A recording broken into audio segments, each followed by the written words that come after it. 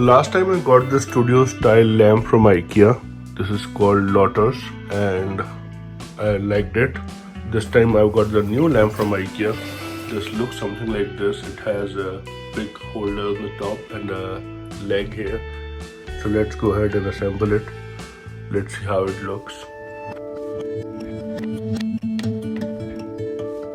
Oh, that looks like a big one. That is the main heart of the lamp.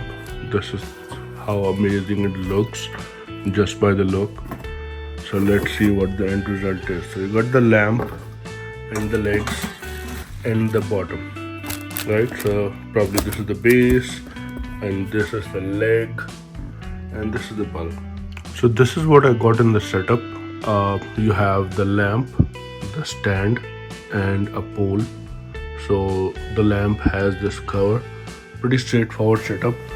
Here you connect the base and the pole. The pole has the threads at the bottom, so this will just thread it in. The pole size is adjustable, so you loosen this up and then you reduce the pole size or increase the pole size as needed. Take the screw out, right? This will come off and this will go here, kind of pass through the pole and put the screw back from here. Open this screw, take the lamp cover off, install the bulb, put the lamp cover back in, and the button to turn it on and to turn it off is at the back. This is where you turn it on and turn it off, and that's pretty much it. So let me quickly set it up in a minute.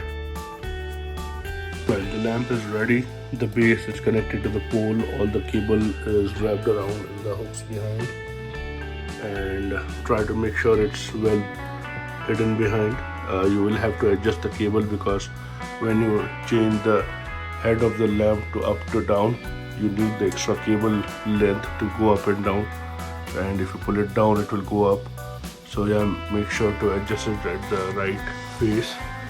You can also make these settings tight once you finalize the face. Like I want to face it down, so I'll make it tight on both the sides, and that's my final setup. And then accordingly I'll pull the cable and tuck the remaining one in here, and the pole height can be adjusted as needed.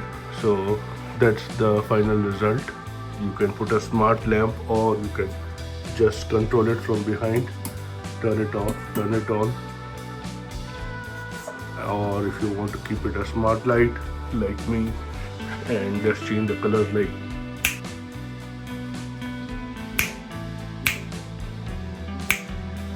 so. That's how you change colors. Yeah, the overall setup looks good. I'm going to use it in my studio. I can face it towards me or I can make it face towards the wall, and this will also give me a nice ambience. So let's see how I use both these lamps, and you will see them in my upcoming videos. So if you haven't already subscribed, now is the time.